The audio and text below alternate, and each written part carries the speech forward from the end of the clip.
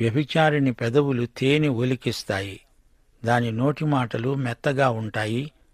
దాని నడతలు మరణమునకు దిగడానికి దారితీస్తాయి. ఆమె పాదాలు మృత్యువుకు దారితీస్తాయి. ఆమె అడుగులు పాతాళానికి చక్కగా చేరతాయి. దాని కాళ్ళు దానికి తెలియకుండానే అటూ ఇటూ తిరుగుతాయి. వ్యభిచారం నీచమైన ప్రమాదకరమైన పాపం. ఆరంభంలో అది సరదా అనిపించవచ్చు గాని దాని అంతం చేదు, విషం, మరణం.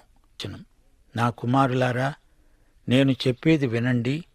నా నోటి మాటలు జవదాటకండి. దాని ఇంటి వాకిటి దగ్గరికి వెళ్ళవద్దు.